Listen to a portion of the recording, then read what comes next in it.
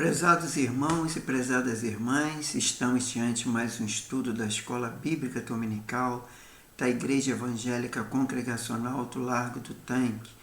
E hoje nós estaremos de continuidade com a nossa lição 4, Como se conduzir a caminhada. Esse é o título da lição. Então vamos dirigir a Deus em oração, pedindo a sua bênção por este momento, para o estudo da Escola Bíblica Dominical. Senhor Deus e Pai, muito obrigado pela Tua graça, Tua misericórdia, Teu amor, Teu perdão. Obrigado porque o Senhor é onisciente, onipresente, onipotente. É o nosso Deus, nosso Senhor, nosso Salvador, e outro bem não possuímos somente a Ti. Agora, Senhor, pedimos perdão pelos nossos pecados, nossas falhas, tudo aquilo que fazemos que não Te agrada. Seja conosco nesse momento, abençoe nesse estudo da Escola Bíblica Dominical, abençoe cada vida que vai assistir à escola, que o Seu Espírito Santo venha dar compreensão, entendimento, Senhor, para crescermos espiritualmente, crescermos em santidade e que possamos ter nossa vida edificada diante de Ti, Pai. Abençoe cada vida, é que eu te peço, te agradeço, em nome do Senhor Jesus. Amém. Então, vamos dar início à nossa lição número 4, e aí nós vamos começar mais agora com o texto áureo. O texto áureo da revista fala sobre, a lição, melhor dizendo, fala: andai com sabedoria para o que estão de fora, remindo o tempo. Remindo o tempo. Está lá em Colossenses 4, 5. E temos como uma verdade prática da lição: a jornada para o céu deve ser feita com prudência e sabedoria, num contexto de oposição à nossa maneira de viver. Então, nós temos aí agora a leitura diária, que é a leitura durante a semana, né? Que nós temos na segunda-feira lá em João 13, 15, o Senhor Jesus como nosso modelo de vida. Na terça-feira temos João 4, versículo 34, e João 6, versículo 38, e João 17, versículo 4, que diz que fazendo a vontade do Pai na caminhada. Já na quarta-feira, temos um 1 Coríntios 9, versículo 24 a 27, que é a jornada espiritual semelhante a um atleta. Já na quinta-feira, nós vamos citar lá em Provérbios 9, versículo 9 e 10, que fala sobre a necessidade da prudência na caminhada. E na sexta-feira temos como base o Efésios 2, versículo 2 e 3, não podemos trilhar o caminho dos nécios na jornada. Já no sábado temos Colossenses 4 e 5, que é remindo o tempo ao longo da caminhada. Vamos ler a leitura bíblica em classe, que hoje está em Efésios 5, versículo 15 ao 17. No versículo 15 do capítulo 5 de Efésios fala: portanto, sede prudentemente como os andais, não como nécio, mas como sábios. Já no versículo 16 fala: remindo o tempo, porquanto dias são maus. E no versículo 17, o último: pelo que não sejais insensato, mas entendei qual seja a vontade do Senhor. Nós vamos ler aqui o plano de aula, que fala sobre essa pequena introdução, que fala que nesta lição trataremos sobre a conduta cristã neste mundo enquanto aguardamos a grande dia da redenção. Para essa jornada, nosso Senhor deixou orientações contundentes e necessárias a fim de que seus discípulos não perdessem o ânimo, mas suportassem as aflições deste mundo. Isto está lá em João 16, 33. Na sequência, veremos também que o andar do crente deve ser prudente e com sabedoria, principalmente para com os que estão de fora. Por fim, a lição aponta que nos dias são maus e por isso os crentes devem ser um modo de vida vigilante. Já no número 2, na apresentação da lição, temos o objetivo da lição, que é apontar o padrão de conduta cristã descrito na Palavra de Deus. Explicar que a caminhada cristã deve ser conduzida com prudência e sabedoria, e advertir que deve ser o comportamento do crente em frente aos dias maus. Já lá no item P, da apresentação 2, a motivação é o maior desafio da vida cristã. Consiste em viver neste mundo de modo santo e justo e agradável a Deus. Para tanto, a Bíblia exorta quanto ao preparo espiritual do crente para lidar com os dias maus, que não são poucos, na verdade. Comente sobre esse preparo espiritual e pergunte aos seus alunos o que o crente deve fazer para se preparar para lidar com o adversário. Bom, como eu não posso perguntar, porque a aula é online e nem posso escutar, mas cada um medite nessa questão como eu comentei. Comente sobre esse preparo espiritual e pergunte aos seus alunos. Quer dizer, o que é esse preparo espiritual? Né? Que cada um responda para si. Na letra C tem uma sugestão de método. O segundo tópico da lição destaca a orientação do apóstolo Paulo, que não andarmos como nécios, mas sim como sábios durante o tempo da nossa peregrinação por este mundo. A partir desta reflexão, desenhe 2 colunas na lousa, quer dizer, isso seria por mais uma aula física, né? Uma aula presencial. E aí a gente poderia usar um quadro para escrever. Mas só para a conclusão dessa lição, podemos concluir o seguinte. Na letra A, que já é a conclusão número 3, na letra A fala: aplicação. O apóstolo Paulo destaca na carta aos Romanos que não se envergonha do Evangelho de Cristo, pois é o poder de Deus para a salvação de todo aquele que crê. Isso está lá em Romanos 1, versículo 16. Logo, praticar o Evangelho significa ter uma fita transformada, de modo que a conduta da pessoa convertida é parecida com a de Cristo.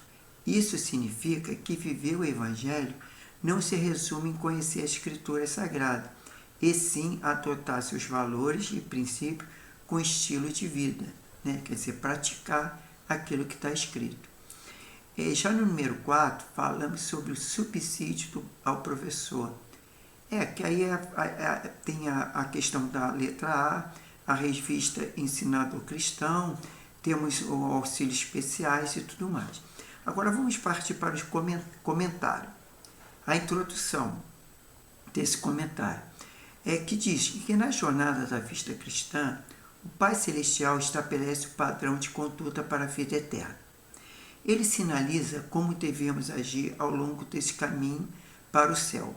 Por isso, com evidência do seu amor e cuidado, preparando tudo para que trilhemos bem o caminho da verdade. O Pai nos corrige em nossa jornada cristã. Por isso, nesta lição, estudaremos a respeito de como devemos nos conduzir pelo caminho que nos leva ao céu. Já no item 1, que tem o título Padrão de Conduta da Caminhada Cristã, temos como subtítulo Jesus como nosso padrão de conduta. Antes de analisarmos o texto bíblico de Efésios 5, cabe-nos refletir a respeito de um padrão geral de conduta para fazer a vontade do Pai nesta caminhada cristã. Há um padrão que o Senhor Jesus espera dos seus discípulos.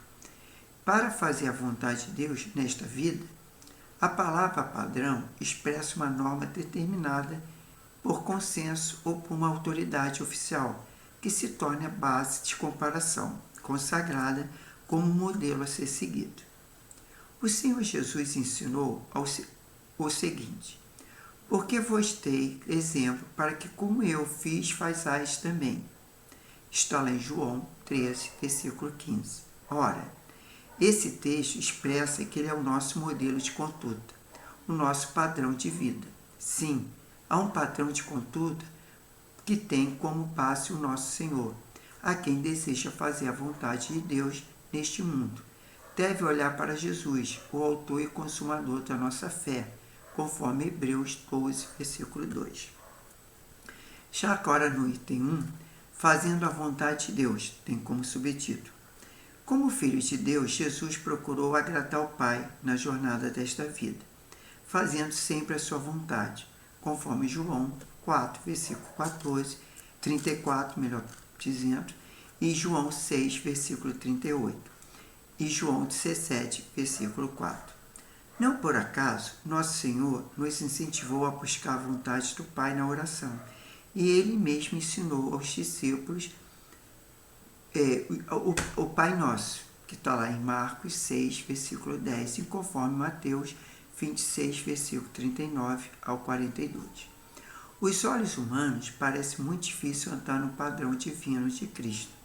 Entretanto, isto é possível quando buscamos auxílio do alto, conforme a oração ensinada por ele, conforme Mateus 9, versículos de 9 a 13. Logo, o cristão que deseja ir para o céu procura fazer a vontade de Deus, deixando de lado o caminho do egoísmo, do orgulho, da vaidade, procurando se aproximar e praticar a lei de ouro, ensinada pelo nosso Senhor. Tudo que vós quereis que os homens vos façam, fazei também vós. Palavras de Jesus, lá em Mateus 7, versículo 12, e conforme Romanos 13, versículo 8 a 10. Já no item 3, uma vida cristã bem-sucedida. Isso é subtítulo. A respeito da vida cristã, o apóstolo Paulo disse que estamos numa competição espiritual e por isso devemos procurar o caminho certo para nós ajarmos qualificados. Isso está lá em 1 Coríntios 9, versículo 24 a 27. Dessa forma, o cristão possui um padrão que levará a uma vida espiritual bem-sucedida. Sabemos que pessoas bem-sucedidas procuram espelhar-se em outras pessoas ilustres, equilibradas e resilientes, conforme 1 Coríntios 11, versículo 1. Ora, em Cristo Jesus temos um padrão e modelo. Ele foi resiliente, equilibrado e ilustre até a morte, de modo que o apóstolo Paulo escreve sobre o nosso Senhor, exortando que imitássemos, que conforme ele fala, abre parênteses, de sorte que haja bem, ou melhor, entre aspas, de sorte que haja em vós o mesmo sentimento que houve também em Cristo, fecha aspas. Isso está lá em Filipenses 2, versículo 5, e conforme Mateus 11, versículo 29. Temos a primeira hipnose. Jesus é o nosso modelo e conduta do nosso padrão de vida. Temos também aqui, o cristão que deseja ir para o céu procura fazer a vontade de Deus, deixando de lado o caminho do egoísmo, do orgulho e da vaidade. Temos um auxílio histórico-cultural. Aquele que diz que está nele também deve andar como ele andou. Isso está lá em 1 João 2, versículo 6. Andai é o peripatense, numa palavra frequentemente usada como uma imagem de modo de vida. Quem mantiver um íntimo relacionamento com Jesus Cristo irá demonstrar a realidade desse relacionamento, vivendo uma vida cristã. Os tempos dos verbos deixam claro que João está falando a respeito do estilo de vida e que se está afirmando não é o que essa pessoa está salva, mas que ela está vivendo em comunhão com o Senhor e que ele está nele, né? E a prova dessa reivindicação não há prova da reivindicação de ser salva. É que essa pessoa mantém um modo de vida cristão. João deixa claro que os princípios que movem o mundo estão em conflito direto com Deus e com tudo que nele representa. Desta forma, ninguém que esteja envolvido pela perspectiva e que o mundo tem de vida irá fazer a vontade de Deus, nem defrustrar as bênçãos eternas, conhecida por aqueles que vivem eternamente, entendeu? Aí tem aqui também fala sobre a prudência, é uma razão prática que nos permite discernir entre as escolhas mais adequadas para fazer o bem. Já no item 2, temos como título Fazendo a Caminhada com Prudência e Sabedoria. Número 1. O que é prudência? Esse é o subtítulo. Então, uma pergunta. O que é prudência? Podemos dividir o capítulo 5 de Efésios em 3 partes. A primeira, a caminhada do cristão em amor, conforme Efésios 5, 1 a 14. Segunda, uma caminhada sábia, conforme Efésios 15, 5, versículo 15 a 17. Terceiro, uma trajetória cheia do Espírito Santo, conforme Efésios 5, 18, versículo 18 a 33. Aqui nós teremos, na segunda parte, em Efésios 5, o apóstolo Paulo ensina a respeito da caminhada do cristão neste mundo, né? Então, o que acontece? Ensina a respeito da caminhada do cristão neste mundo. Neste capítulo, a palavra prudência se destaca de acordo com o Antigo Testamento. A palavra prudência tem conotação de compreensão, discernimento. Está lá em Provérbio 9, versículo 9. Em Provérbio 9, versículo 10, quando se diz que o justo crescerá em prudência, o termo traz a ideia do ensino, a instrução e capacidade para ensinar. No Novo Testamento, a palavra remete a algo que Deus derramou sobre nós, ou seja, toda a prudência, entendimentos, conhecimento e amor, e a vontade de Deus, conforme Efésios 1, versículo 8. Então, podemos conceituar prudência como virtude que nos permite agir com cuidado e moderação. Diante de situações desafiadoras, é uma razão prática que nos permite discernir entre as escolhas mais adequadas para fazer o bem. Está em Provérbios 16, versículo 16, e conforme Tiago 5, versículo 17. Já no item 2, temos como subtítulo Não andeis como os nécios. O apóstolo Paulo diz que não devemos andar como nécios, né?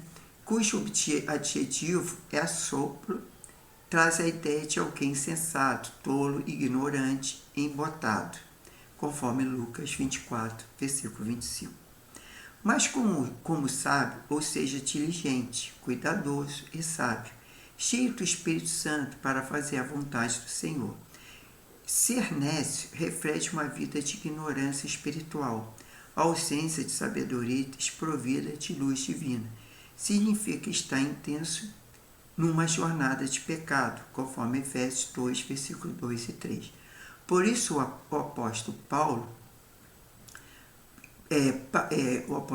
né, para o crente vede prudentemente como andais. Em outras palavras, seja prudente. O apóstolo deixa claro que os que vivem na casualidade jamais agradarão a Deus, conforme Romanos 8, versículo 8.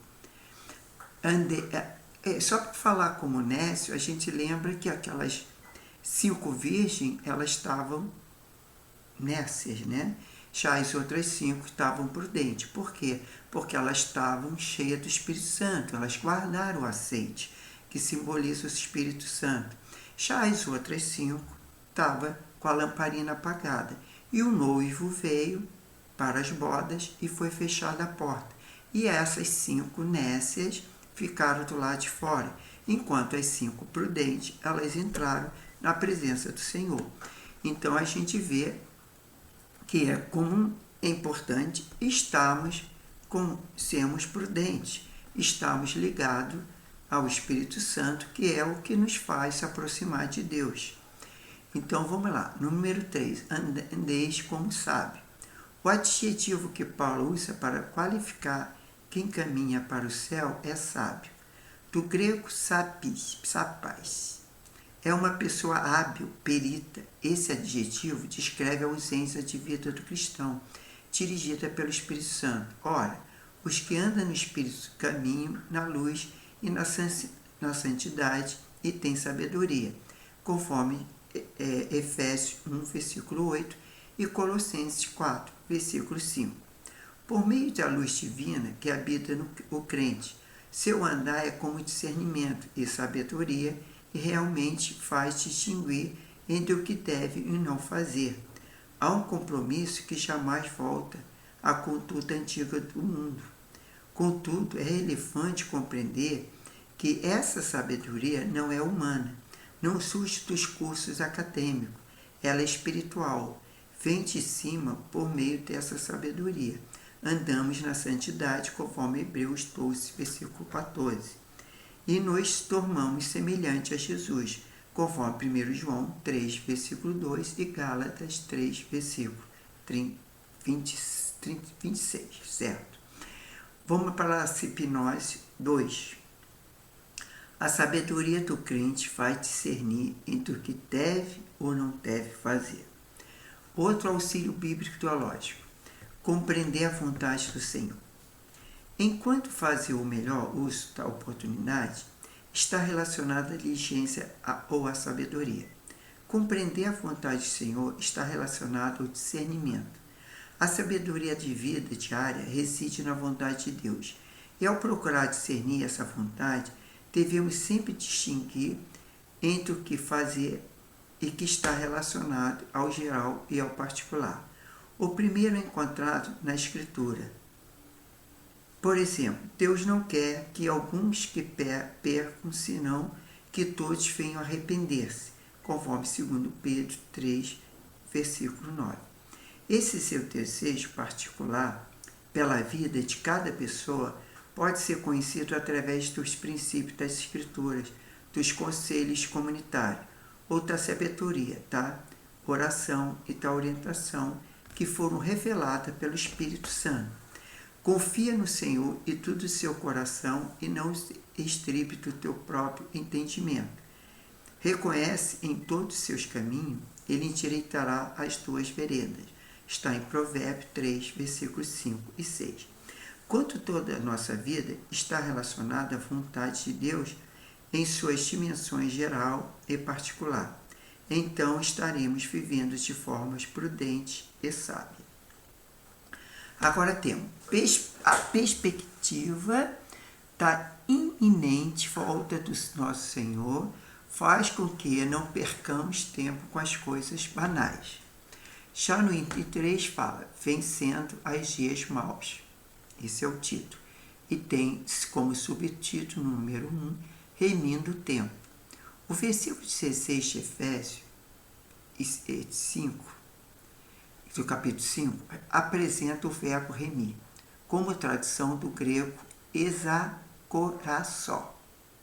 Ele possui dois sentidos, redimir, resgatar do poder de outro pelo pagamento de um preço, comprar para um uso próprio. Então podemos dizer que remir é uma expressão usada para refletir a sabedoria dos compradores, que esperavam o momento certo para comprar de acordo com o melhor preço oferecido pelo mercado. Com a expressão remindo o tempo, o apóstolo Paulo se refere ao cristão que conduz de maneira proveitosa e sábia, no contexto desse mundo, conforme Efésios 5, versículo 16 e conforme Colossenses 4, versículo 5. Já no número 2 tem como subtítulo remindo o tempo de volta do Senhor. Quando se falava a respeito de remir, o tempo entre os cristãos primitivos antes tinham em mente a iminência de segunda vinda do Senhor Jesus. Ou seja, esse esperado acontecimento não poderia acontecer de qualquer momento, conforme 1 Coríntios 5, versículo 1 Coríntios 15, versículo 51. Por isso os cristãos eram incentivados a procurar sabiamente aproveitar todas as oportunidades, em especial no sentido de se prepararem espiritualmente para aquele dia. Assim, a perspectiva da iminente volta do nosso Senhor faz com que não percamos tempo com coisas banais. Antes, nos exorta a viver de maneira sábia, tanto piedosa, pois o Senhor Jesus pode voltar a qualquer momento. Isso está lá em 1 Tessalonicenses 4, versículo 15. Já no item 3, os dias são maus. Esse é o subtítulo. Outra expressão que chama a atenção é os dias são maus. conforme Efésios 5, versículo 16. Ele revela que estamos inseridos numa sociedade dominada pelo pecado, que pode tornar o nosso tempo e nos levar à prática do mal. Não podemos nos conformar com essas possibilidades. Não podemos ser incessados, tal ponto, mas entender qual seja a vontade de Deus, conforme Efésios 5, versículo 17. Desse modo, a vontade de Deus tem a ver com como cristão aproveitarmos os tempos para fortalecer nossa vida espiritual na prática e o bem para com que os outros ler a Bíblia e orar e se consagrar e congregar, conforme Gálatas 6, versículo 10 e Hebreus 10, versículo 21. Então, aí temos como Sibnose 3, né?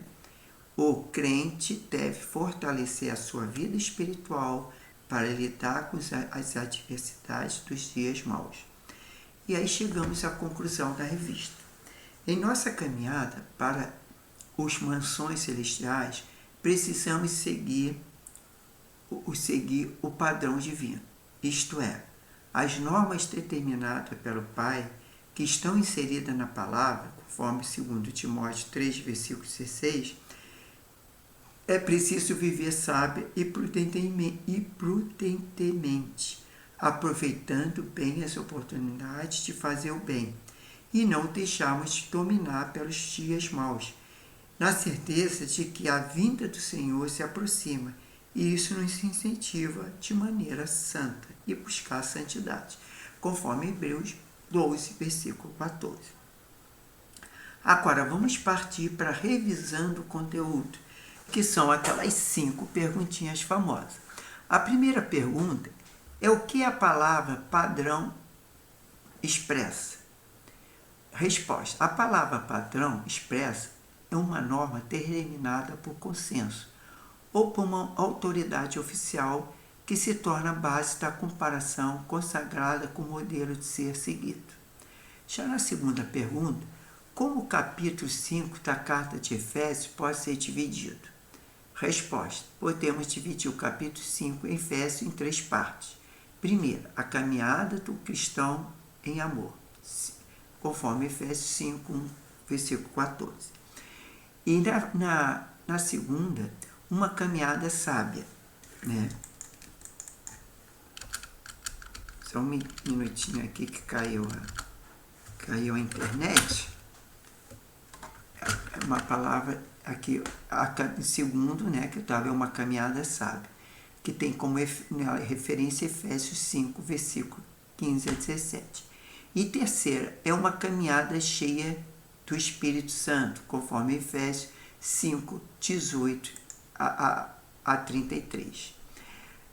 Na terceira pergunta, de acordo com a lição, conceituar as palavras prudência e nécio. Resposta: podemos conceituar prudência como virtude que nos permite agir com cuidado e moderação diante de situações desafiadoras e é uma razão prática que nos permite discernir entre a escolha mais adequada para fazer o bem, conforme Provérbio 16, versículo 16 e conforme Tiago 5, versículo 17. Interessante que aqui na lição ele fala da resposta para conceituar a palavra prudência, mas não fala, não tem a resposta da palavra nécio. Mas nécio, o que é? É o contrário da prudência. É aquela que nós nos discernimos muitas vezes e caímos no pecado por causa desse mundo. Esse mundo muitas vezes nos leva a pecar e a gente muitas vezes não tem moderação em agir, não tem o cuidado, né, de saber que aquilo às vezes é uma coisa errada que a gente está fazendo. Então a gente tem que nos policiar e agir com prudência, com moderação, com discernimento, entendeu? Com amor. Isso é o contrário do nécio, né? Aquele que, como eu já expliquei na questão das virgens, né? Que tinha as 5 virgens, aquelas 10 virgens, sendo 5 prudentes e 5 Nécia. As prudentes tinham azeite, elas se prepararam para as bodas do cordeiro, né? Para as bodas do noivo, melhor dizendo. Já as outras Nécia não se prepararam, então elas não tiveram discernimento, que saber que o noivo poderia chegar a qualquer momento e elas ficariam de fora. Então vamos para a quarta pergunta. Explique a expressão remi. Remi é uma expressão usada para se referir à sabedoria dos compradores que esperavam o momento certo para comprar de acordo com o melhor preço oferecido pelo mercado. Hoje a gente poderia remir sim nas circunstâncias de preço, que a gente vai no mercado é um preço, vai no outro preço bem mais em conta. Então a gente tem que ter sabedoria também para ver quanto que o preço dá mais em conta, né? E procurar comprar com o melhor preço. Isso é remir. Já na quinta e última pergunta, diz que o que a expressão nos dias são maus revela, né? Essa é a resposta. Essa expressão revela que estamos inseridos numa sociedade dominada pelo pecado, que pode tornar o nosso tempo e nos levar à prática do mal. Então, assim terminamos a lição 4 e já na semana que vem nós entraremos na lição 5, que fala sobre os inimigos do cristão. Então, a gente vai abordar nessa próxima lição quem são os inimigos do cristão, na próxima lição 5. Então, essa foi a lição 4 e agora nós vamos orar pedindo a Deus a bênção para o nosso dia e as nossas vidas. Senhor Deus e Pai, muito obrigado por mais essa lição, que, Senhor, possamos ser remidos, Senhor. Que, Senhor, podemos ter sabedoria, discernimentos para fazer a Tua vontade, que ela é boa, perfeita e agradável. Obrigado pelas nossas vidas, obrigado por cada vida que está assistindo através das redes sociais, essa escola bíblica dominical, porque é muito importante essa Tua palavra, esse ensinamento, a escola bíblica. Por isso, Senhor, repreenda tudo aquilo que impede o Teu servo, Tuas servas, está estudando a Tua palavra, está lendo a revista, está participando das lives, do estudo da escola, e que o Senhor possa estar abençoando. E aqueles que estão enfermos, que o Senhor possa estar ministrando a cura, dando paz nos lares, dando alegria, Senhor, aqueles que estão tristes, aqueles que estão deprimidos, aqueles que estão com tristeza no coração, que eles possam ser abençoados nesse dia, possa ser um domingo de bênção, um domingo de paz, uma semana frutífera, Senhor, que o Senhor possa abençoar cada família, cada lar, livrando de todo o mal, Senhor. Venha nos dar discernimento, sabedoria, para que possamos seguir essa caminhada, Senhor, até a volta de Jesus. Aí sim, reinarmos com Jesus, estarmos no lar celestial, Pai. Faça isso para a Tua glória e que possamos ser bênção nessa vida, Pai. Isso é que eu te peço, já te agradeço, em nome do Senhor Jesus. Amém.